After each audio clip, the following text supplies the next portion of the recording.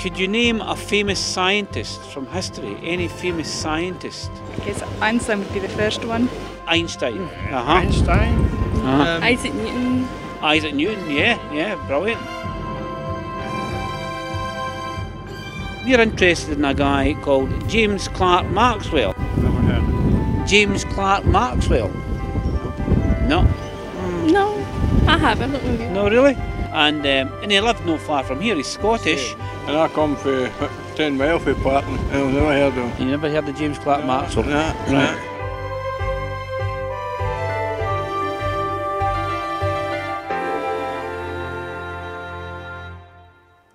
Like most people, I did not have a clue who James Clerk Maxwell was. Yet I've been told that he's one of the most important human beings that ever lived and one of the greatest scientists of all time.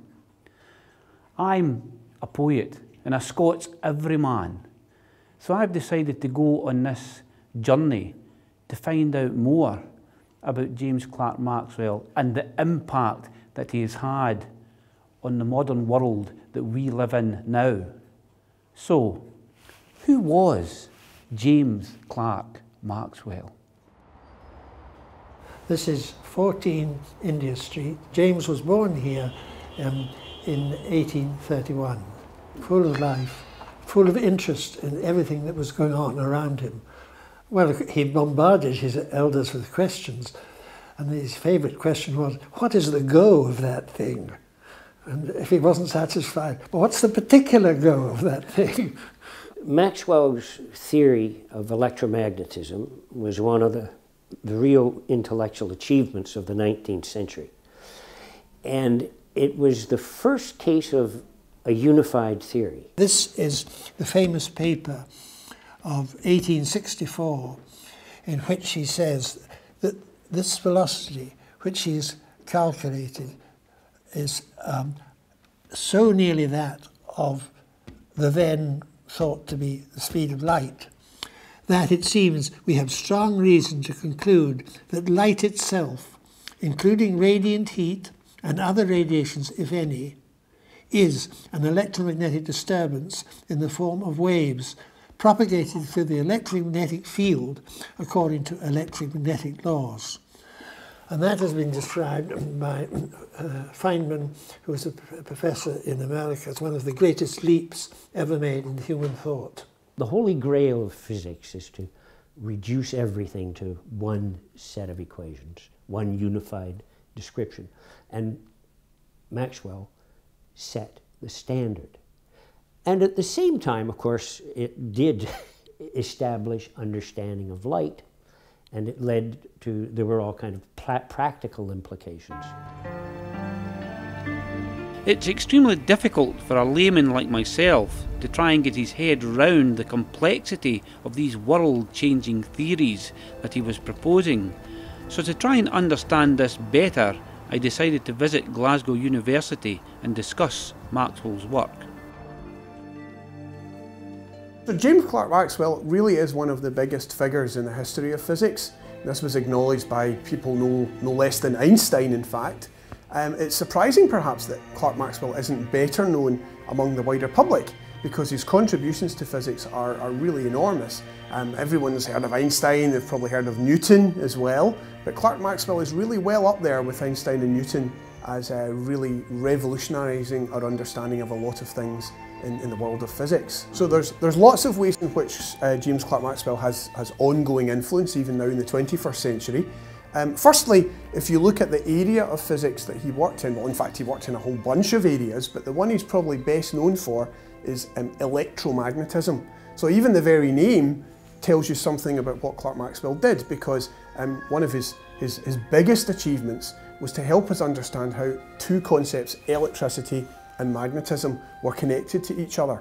Right, Ian, so this is your room of wonders here. That's right, and we've got some electromagnetism demonstrations to show you the sorts of results that Maxwell was trying to explain, and then the proof of some of his predictions as well.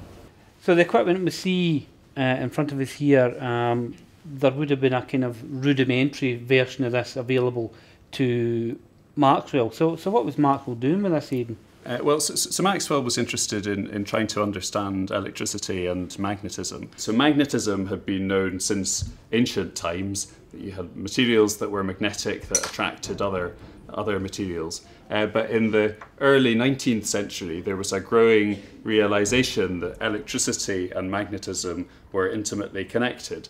And so experimenters like Faraday were doing experiments to magnetize materials that otherwise weren't magnets temporarily by putting them close to an electric current. And so that's what we've got here.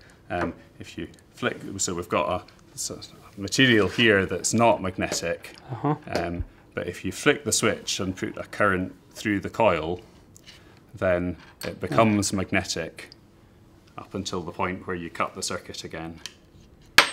It's not magnetic anymore. So that's an electromagnet.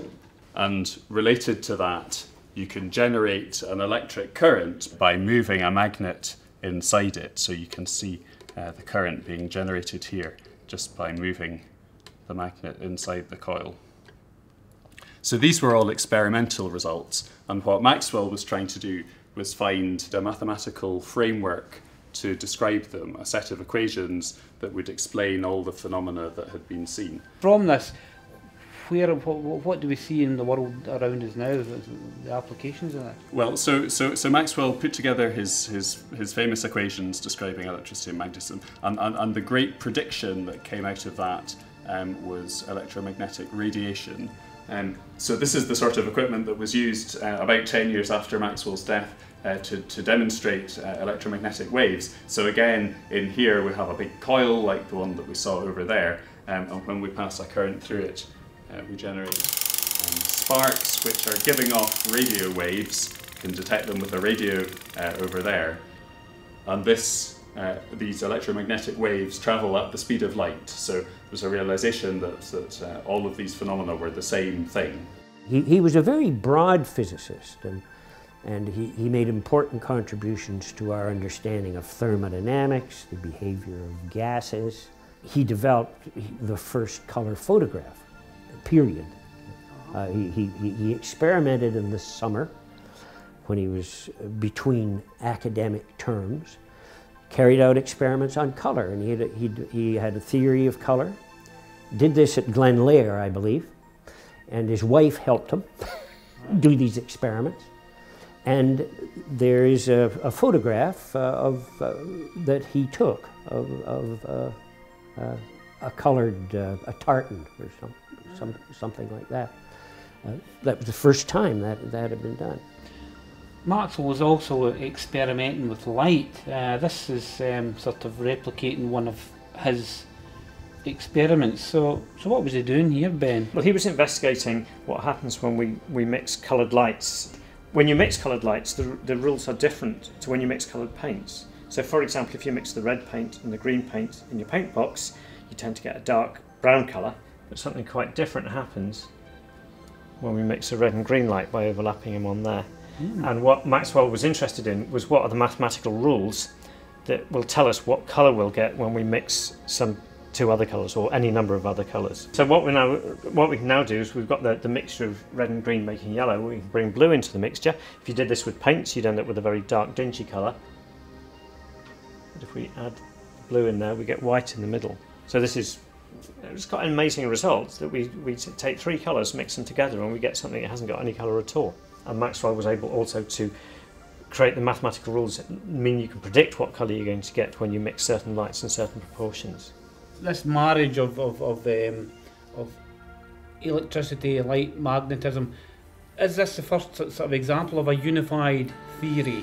Yes, in many ways it was. It was already the case that there was an emerging understanding of how electricity and magnetism might be connected together, but not in as elegant or as sort of complete a form as Maxwell was able to provide. So the equations that we now refer to as Maxwell's equations had separately, we'd known something about each of them, but Maxwell was really the person that put the pieces together, and moreover was able to establish this connection with the speed of light. So that's why we talk about the electromagnetic spectrum. I think some of the key leaps forward that have been made in science over hundreds of years, people like Newton and Einstein and indeed James Clerk Maxwell, they've often come about because this key individual has been able to look at a problem slightly differently, which brings fresh insight and allows them to spot connections between things.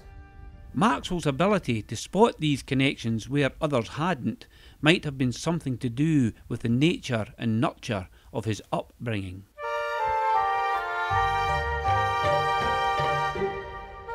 Glen Lair, here it is, Yes. restored to its glory. Very nearly as it was in Maxwell's day. Yes. Somebody living in a place like this, it would be very conducive to making you think. You know? That's, well, you're right. I mean, having inspiration and tranquility, you know. Yes, yeah. It was Edward Gibbon said, he famously said, conversation enriches the mind, but solitude is the school of genius. You know, so maybe Maxwell being alone here as an only child, living here, and just being alone with his thoughts in this paradise here, led him to these on the path eventually where he went with his great discoveries. He would have played here, and they reckon he used to swim in this pool. This fascination with water and the flow of water and water flowing like electricity. You know, he just seemed to make this connection in his mind. Yes, and you can almost understand why. Because he was surrounded by water on 3 sides of the farm is water. He's got the Aire for a mile down there, and he's got the Lair burn all down here. What an inspirational view this is. And you know, I'm standing here almost on the exact spot, in fact the exact spot in Glenlair House where James Maxwell sat and wrote the treatise on electromagnetism. And that led to these famous equations here. That's right. There's only 2 of those milestones that were presented, one to me and one to London University. We had a big bean feast that day. I bet. Lots of professors and people here.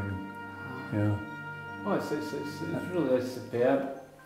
I think great science and creative art are flip sides of the same coin. The inspiration for both comes from the same place.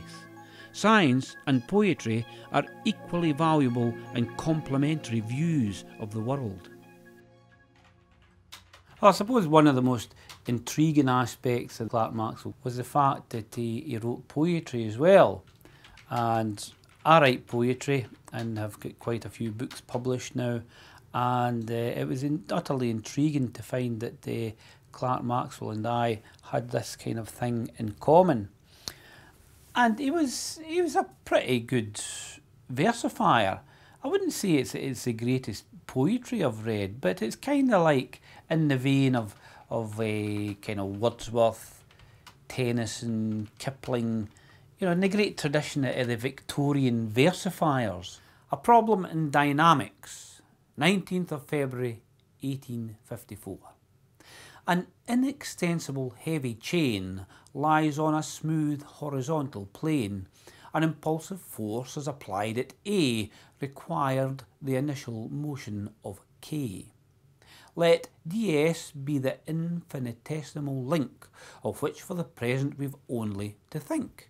Let t be the tension, and t plus dt the same for the end that is nearest to b. Let a be put... And I don't think he took his poetry too seriously. Like Robert Burns, our national poet, who said, you know, I am nae poet in a sense, you know, but just a kind of rhymer.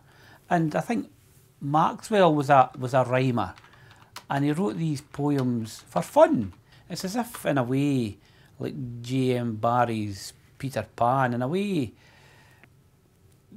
Clerk Maxwell never grew up. He always had this kind of childish sense of wonder about the universe and the world about him, which is fantastic. And it's what you need to be able to write poetry, I think. It's one of the aspects that any poet has, this sense of wonder about the world. From these two conditions we get three equations which serve to determine the proper relations between the first impulse and each coefficient in the form for the tension, and this is sufficient to work out the problem. And then, if you choose, you may turn it and twist it, the dawns, to amuse. Despite the general public not being vastly aware of Maxwell, he still has the ability to inspire others in their creative endeavours.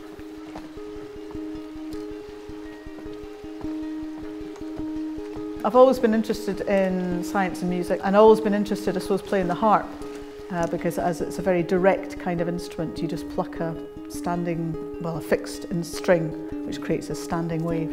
Didn't really know much about Maxwell, I suppose, before I moved here, but then gradually picked up various bits about him. A grand day for the harping. Absolutely. And picked up that he was into music as well, played the guitar, and wrote little ditties and parodies on other things. And also in a way that he was not quite so well known, but had this amazing career, amazing what he came up with, but was quite quiet about it in a way, unassuming. And also that he really loved his family, loved the countryside. So all of that in a way resonated with me. What is happening in the music, start, middle, end, you know, what's the story you're telling? I tried to approach it almost, from two ways really, thinking about sound, just pure sound, like I say, the standing wave and the vibrating string. So you're always very tactilely aware of the instrument and what it's doing.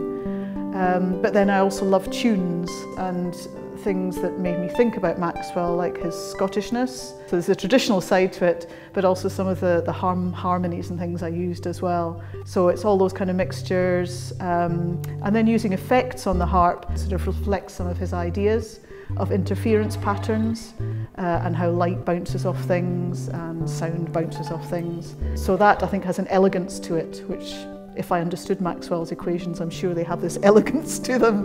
But in the music, I can hear that elegance, and that's there. The last part has a homecoming sort of waltz feel, because like I say, I think he loved his home and his family, and all of that was very important to him and rooted him very much. So that's sort of there, and then a final sort of interference pattern again of using the same strings but with two different hands in a pattern. I'm doing this because that's how I think about it. And that's to do with his use of colour. I think in photography he had the three main colour sort of things that he's bringing in. So that's those three colours interacting to then resolve into this harmonic chord at the end, which is a root note, a third and a fifth, which is the basis of all sort of harmony, that it resolves to that. Music creates pictures and images in the listener's mind, and for me, you know, listening to the music, you know, I could just shut my eyes and imagine sunlight playing in water, sort of thing. And Maxwell famously played in the stream and the pond near the house at Glenlair, and he loved throwing stones in, so you could just imagine, you know, the ripples and the waves happening in the water there. And there's this lovely marriage between, you know, classical harp playing and the electronic sounds that James is creating. So how did that kind of marriage of sounds come about? Electronic sounds, I think, can mix with live music really, really well, pre-recorded stuff and live stuff. So by having these other sounds in, that can make you hear the harp differently, I think. But also I think it's so relevant to Maxwell's ideas. James is using an e-bow and things like that, electromagnetic vibration coming out of that and affecting the strings, and just all kinds of things that he's using of layering of sounds, all natural sounds layered up, so that then they become something very different, not what you're expecting. And again, I think that reflects a bit about how Maxwell thought about his ideas, where it came from. It's all out of your imagination, so that's really where science comes from, it's where everything comes from. Now, I'm an atheist and a man of my time, but James Clerk Maxwell was a man of his time and a deeply committed Christian. And often you see still visitors, I mean the visitors that come, you know, the number plates are all the continental number plates. That's what you were saying, wasn't it? Oh, it's about it, you know, it's a shame that he's he's a prophet that isn't known in his own country. You know, Yes. you know? Yes. Well, we have come across instances where, if you say Maxwell, it's the guy who cheated everybody out of their pensions. Yes, Robert Maxwell. And if I say Well, Maxwell, that's often the name. yes, so it's kind of, James Clerk Maxwell is not yet a name on lips, but I think that's what I was kind of saying. He did so much, but it's the way of the unifying theory that has such a resonance today because of our digital technology and the fact that that's happened in a big leap and a burst, and I think that's what means the focus is on that, because that's our modern day miracle. That's the thing all of us are still going, isn't that just amazing?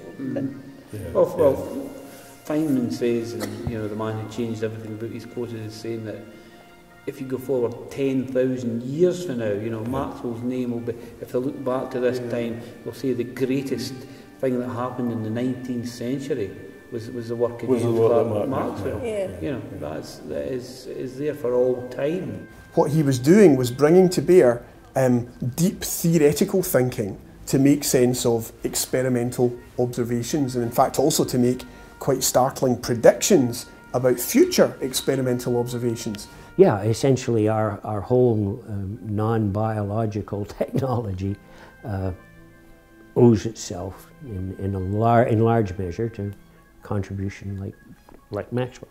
So the way in which science can often lead with a theoretical insight, which then gives fresh direction to experimental work or observational work, that's a legacy that we have from the time of Maxwell and Kelvin, and we still see that very much at work today in the discoveries of particle physics through the Higgs boson, or cosmology through the discovery of this light from the very early universe. I can see it happening in the last 10, 20 years, that people are becoming more and more aware of Maxwell, particularly here in Scotland. Perhaps Professor Ritchie is more perceptive than he realises. When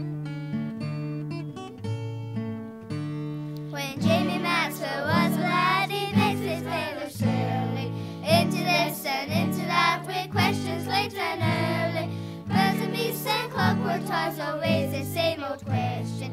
Fade of melody, tell me please, what's the go with that then? What's the go with that? What's the go with that? What does it do? How does it work? What's the go with that? What's the go with that? What's the go with that? What does it do? How does it work? What's the go with that? Last year I was involved with a friend of mine who works for the Open University, and he also does kind of science presentation shows for children. And he wanted to do a show about the science and engineering of southwest Scotland for the Wigtown Book Festival. And he thought it might be nice to have some songs in there. So we spent a really interesting few weeks researching some of the leading lights of this region. Behind all this, there's this incredible colossus of science and I had not really appreciated his influence before we looked into this. But actually trying to get Maxwell fitted into a show that involved anything other than Maxwell was really difficult, because the scope and breadth of his work is so mind-boggling. So we really just thought we can't really, we're going to have to just leave this to the end. We'll write this song as the big show closer, and hopefully folk will go away after this and think, I'll like to find a wee bit more out about this guy. As I say, trying to narrow it down to the key events in his life as a man who achieved so much, that was a real challenge. The one about the electromagnetic waves, let me see, how does that go? He learned the work of Faraday, which made him wonder whether magnetic and electric waves must fly through space together, and figured, since they fly along at light speed if you let them, that light we see is part of the electromagnetic spectrum. I was quite pleased to let them in spectrum. 1, 2, 3, 4.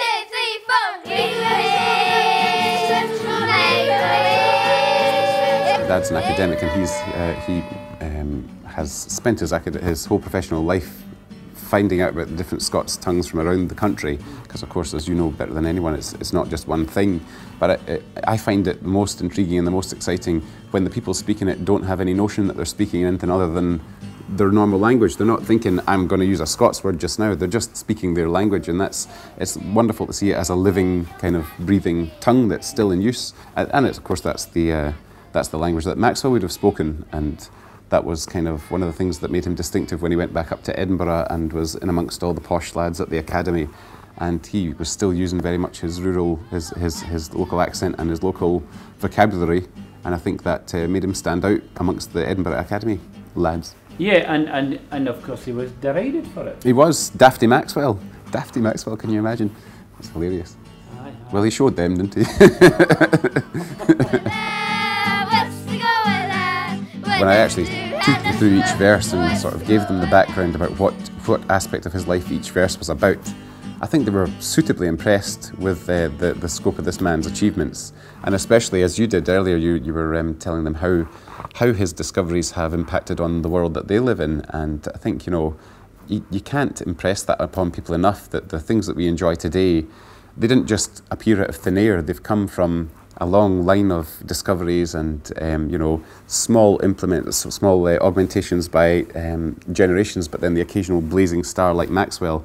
And so these kids have, I think they've taken on board just what an important character this man is, and I hope that they feel a sense of pride that he's a Scot and, you know, someone who's associated with this region as well, and can hold his head up next to Einstein and Newton and anyone that you care to mention.